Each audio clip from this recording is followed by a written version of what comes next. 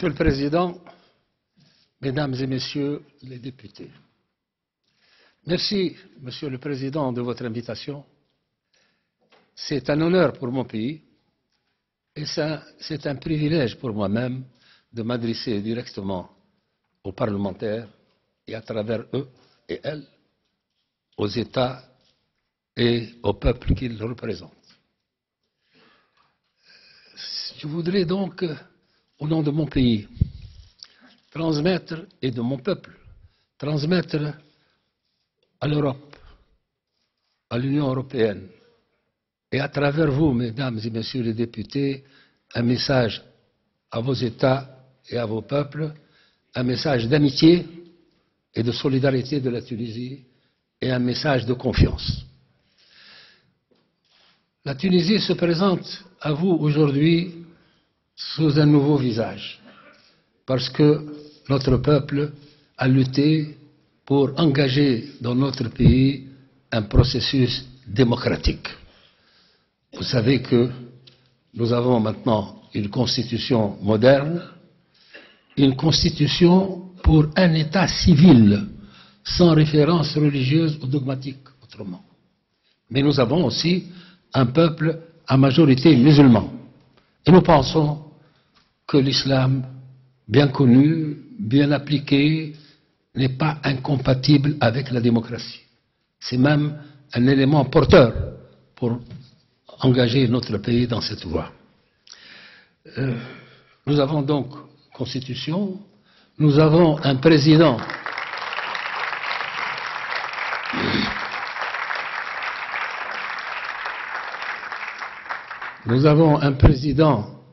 élu au suffrage universel, nous avons un Parlement pluriel avec 16 partis, et c'est la première fois dans notre histoire, depuis 60 ans, et nous avons un gouvernement qui est adoubé par une majorité très importante de notre Parlement.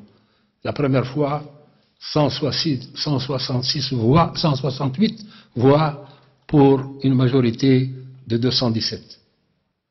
Donc, de ce point de vue, la Tunisie se présente sous un nouveau visage et avec de nouvelles perspectives, mais de toute façon, nous ne pouvons que travailler encore plus dur pour la cohésion de notre peuple, pour justement arriver à vaincre les défis qui se présentent devant nous, le défi du terrorisme, le défi du sous-développement, le défi de la représentation à l'extérieur.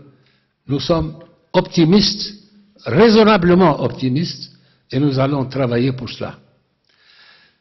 Je voudrais donc saisir cette heureuse opportunité pour rendre un hommage sincère au Parlement européen, pour son soutien et sa solidarité à l'égard de la Tunisie, et ce, dès les premiers jours qui ont suivi le tournant historique de notre révolution le 14 janvier 2011. Les nombreuses visites et missions de parlementaires européens en Tunisie, ainsi que l'adoption de la résolution sur la Tunisie, dont la dernière en date du 14 septembre 2016, illustrent parfaitement cet intérêt marqué du Parlement européen pour la réussite de l'expérience démocratique tunisienne. Ma profonde reconnaissance s'adresse également aux différents groupes politiques ainsi qu'aux membres du Parlement européen qui ont pris part aux missions d'observation des élections de 2011 et 2014 et qui ont été les témoins privilégiés du nouvel apprentissage démocratique en Tunisie. Ma présence parmi vous aujourd'hui témoigne également de ma gratitude envers toutes les institutions de l'Union européenne et des peuples d'Europe que vous représentez ici pour leur engagement sincère aux côtés de la Tunisie et de son processus démocratique.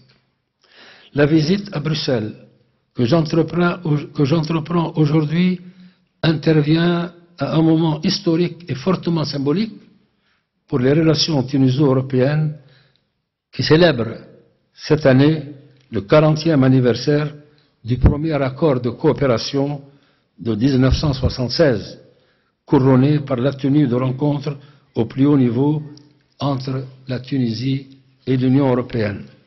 Monsieur le Président, Mesdames et Messieurs, je viens dans cette enceinte transmettre donc un message d'amitié du peuple tunisien à tous les peuples d'Europe que vous représentez.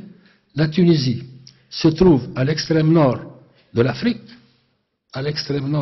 septentrionale, toute proche de l'Europe, qui a toujours considéré le continent européen comme une zone d'ancrage naturel. Cette proximité avec l'Europe a profondément marqué notre histoire. Depuis 3000 ans, le sort de la Tunisie a été de tout temps lié à celui de l'Europe. Nous en avons subi les influences et parfois même les vicissitudes et l'occupation. Mais la Tunisie a toujours su maintenir des liens étroits et harmonieux avec l'Europe et ses peuples et a toujours regardé l'avenir avant le passé. Ces liens doivent constituer le socle sur lequel nous devons bâtir aujourd'hui une relation stratégique encore plus forte entre la Tunisie et l'Europe à la hauteur des défis et des enjeux actuels. La révolution du 14 janvier a ouvert un nouveau chapitre dans l'histoire de la Tunisie.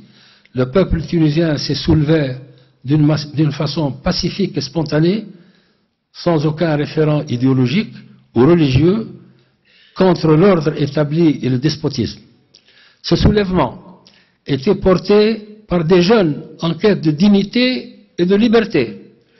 Il n'aurait pas été possible sans les sacrifices des martyrs qui ont payé de leur vie leur aspiration à la liberté, au respect et de la dignité humaine et à des conditions de vie meilleures. Le peuple tunisien a en effet osé une rupture. Il s'est engagé dans un processus de transition politique et de modernisation qui s'inscrit dans le prolongement du mouvement réformiste initié dès la moitié du XIXe siècle par des précurseurs comme Khaireddine Becha et suivi au XXe siècle avec Mansour Bey, Tahar Haddad, Habib Bourguiba et d'autres. La Tunisie n'a-t-elle pas été le premier pays, sinon un des premiers pays, mais en réalité le premier pays arabe à avoir aboli l'esclavage en 1846 et a promulgué la première constitution politique en terre d'islam en 1861, après le pacte fondamental en 1959, qui était justement une constitution qui garantit la liberté aux êtres humains en Tunisie. C'est une constitution des droits de l'homme, avant son temps pour d'autres pays. Elle fut également première à accorder un statut unique aux femmes, avec la prolongation des causes de statut personnel en 1956, au lendemain de l'indépendance. La place de la femme tunisienne fait figure d'exception aujourd'hui dans le monde arabe et musulman.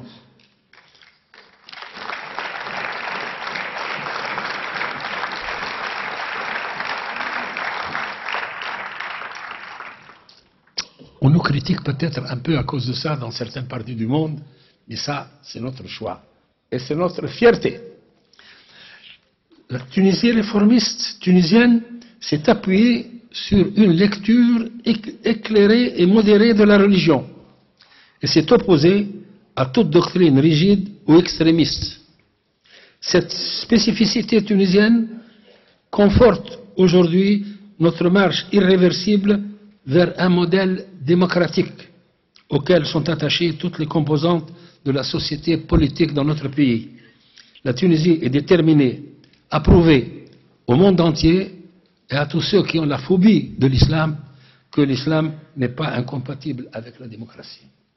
C'est ainsi que nous avons œuvré à l'adoption en janvier 2014 de cette constitution moderne, conçue pour un peuple musulman, et qui reprend globalement les mêmes principes que la Charte des droits fondamentaux de l'Union européenne. Les élections libres et transparentes qui ont eu lieu la même année et permis de consolider le processus démocratique par la mise en place notamment d'institutions constitutionnelles, dont la dernière en date est le Conseil supérieur de la magistrature qui garantit l'indépendance de la magistrature dans nos pays. Bien évidemment, ce chemin n'a pas été aisé, loin de là. Au lendemain des élections de 2011, le pays a connu une grave crise politique et identitaire qui aurait pu créer un profond schisme au sein de la société tunisienne et faire déraper le processus démocratique. Mais l'attachement des Tunisiens à leur modèle sociétal, tel qu'il a été façonné au fil de notre histoire, et le refus d'un nouvel autoritarisme au nom de la religion ont permis de remettre la transition démocratique sur les rails. D'ailleurs, l'initiative que j'ai prise en 2012 en créant un parti rassemblant différentes sensibilités politiques, résolument orienté vers la modernité, s'inscrit dans cet esprit. Les divergences et les clivages au sein de la classe politique ont pu être dépassés grâce à une approche tunisienne singulièrement basée sur le dialogue, le compromis et le consensus, ainsi que l'application des forces vives de ce pays comme démarche a été reconnue par la communauté internationale et a valu une distinction internationale au quartet du dialogue national qui s'est vu décerner le prix Nobel de la paix en 2015. Monsieur le Président, Mesdames et Messieurs, au-delà des avancées enregistrées sur le plan politique en matière de droits de l'homme et de démocratie, la Tunisie doit répondre à des défis sociaux, économiques et sécuritaires. Comme vous le savez, la Tunisie est le seul pays du voisinage méridional à avoir engagé une profonde transformation politique et économique et à livrer en même temps une lutte implacable contre le terrorisme. La transition démocratique a un coût, et celui-ci se ressent dans les secteurs de l'activité socio-économique. Ce coût s'est traduit en particulier par une forte dégradation des indicateurs macroéconomiques, alors que durant la décennie précédente, la Tunisie affichait une croissance annuelle moyenne de 5%, elle ne peut dépasser plus de 1,5% cette année. Enfin, pour permettre à notre économie de recouvrir sa vigueur et accélérer la cadence des réformes, j'ai pris l'initiative, comme vous l'avez indiqué, Monsieur le Président, tout à l'heure, de constituer un gouvernement d'union nationale dirigé par des jeunes compétences avec une forte participation féminine. Les postes les plus importants actuellement en Tunisie sont occupés par des femmes.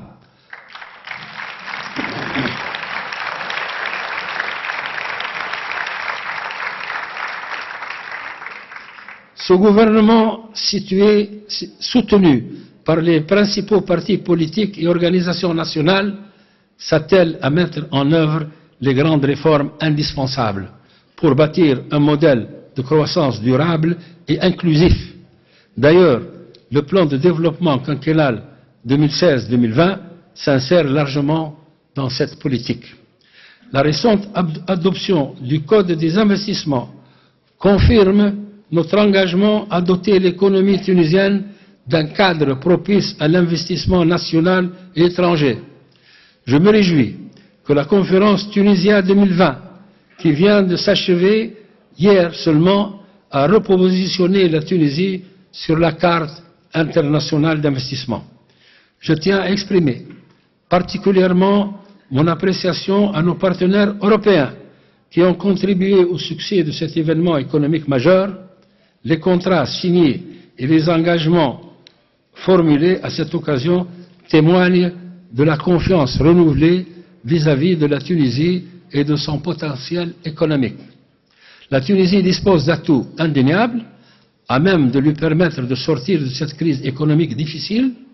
Il n'en demeure pas moins que la transition économique demeure fragile et sujette à des défis considérables. L'exception tunisienne doit être soutenue davantage, tout comme d'autres pays en leur temps ont été soutenus dans leur processus démocratique.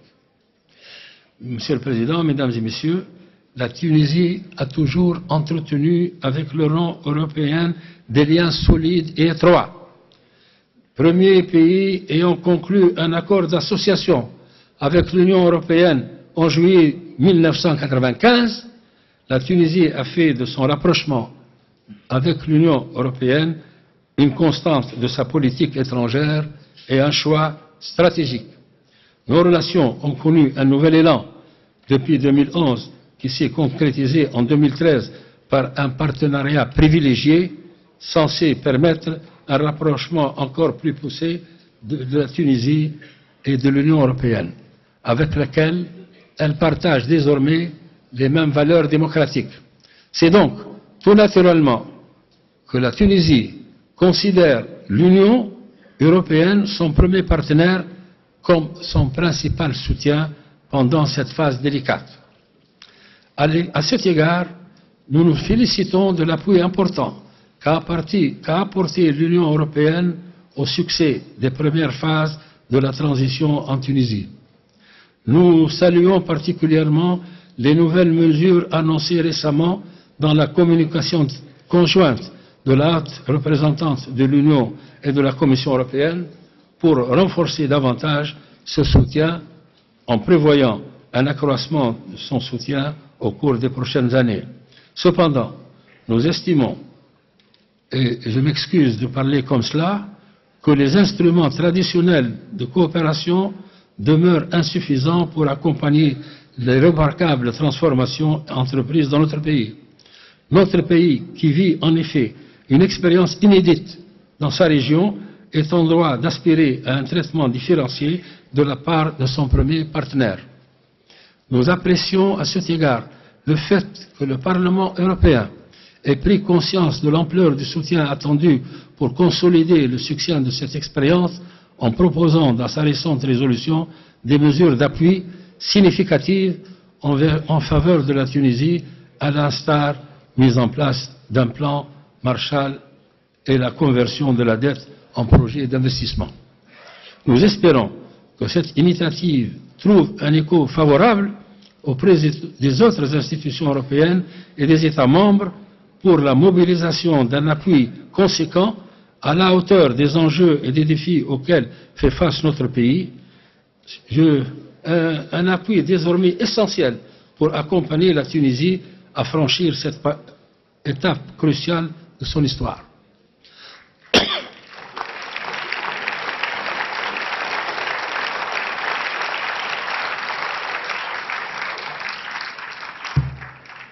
Monsieur le Président, Mesdames et Messieurs, notre région est secouée par des crises importantes traversées par le doute et l'incertitude, où certains sont tentés par le repli en soi, le refus de l'autre et la violence.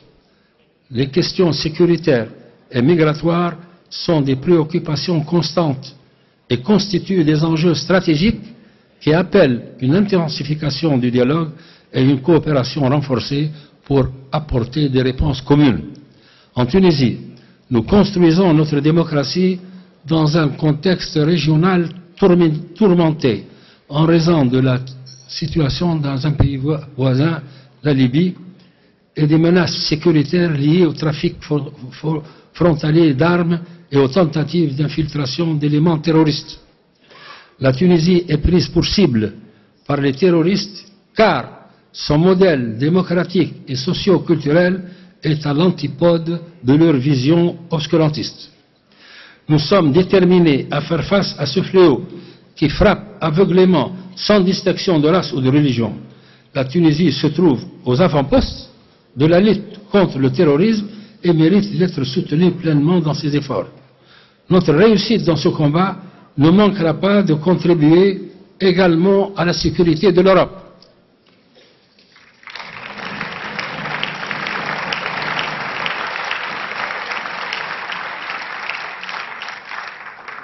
À mon initiative, la Tunisie a adopté le 18 novembre dernier un manifeste baptisé « Déclaration de Tunis contre le terrorisme et pour la tolérance et la socialité des peuples, les cultures et les religions ». Nous avons annoncé l'adoption de ce texte à l'occasion de l'inauguration au musée du Bardo d'une exposition intitulée « Lieux saints partagés » qui illustre le vécu spirituel méditerranéen commun. En ouvrant cette exposition en présence des familles des victimes d'actes de terrorisme, je voulais également rappeler que la Tunisie est une terre ancestrale de tolérance, d'hospitalité et de pluralité culturelle et religieuse. Merci. Il est donc indispensable aujourd'hui de promouvoir davantage les valeurs du dialogue et de tolérance et de replacer la dimension humaine au centre de nos relations. Notre appartenance à l'espace méditerranéen commun nous impose de rappeler au monde les vertus de l'ouverture et du dialogue. Et nous apprécions à cet égard le fait que le Parlement européen est... Alors, c'est celui-là. Voilà. De par sa vocation, son histoire antique et sa géographie, notre mère commune doit redonner goût au brassage des cultures et des civilisations et redevenir ce trait d'union qui relie les espaces et les hommes et non une frontière qui les sépare. Cet espoir doit être porté en premier lieu par les jeunes des deux rives. Nous devons ainsi veiller à ce que la jeunesse occupe une place prioritaire dans notre coopération future. Nous nous félicitons à cet égard des initiatives de coopération mises en place par l'Union européenne dans le domaine de la jeunesse, de l'enseignement supérieur et de la recherche scientifique. Pour conclure, je voudrais insister sur le fait que nous préférons parler de l'exception tunisienne plutôt que de modèle tunisien. Notre expérience démocratique qui a franchi d'importantes étapes reste malgré tout fragile.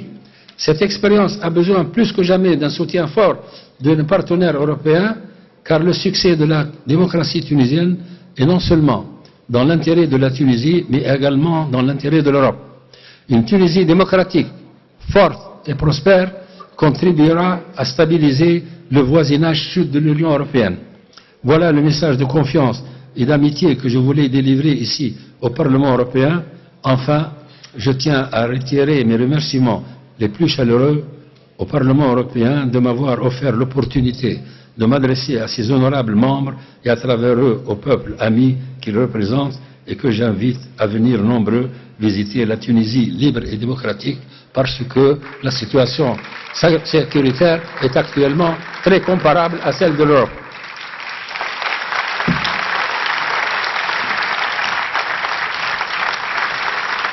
Merci beaucoup.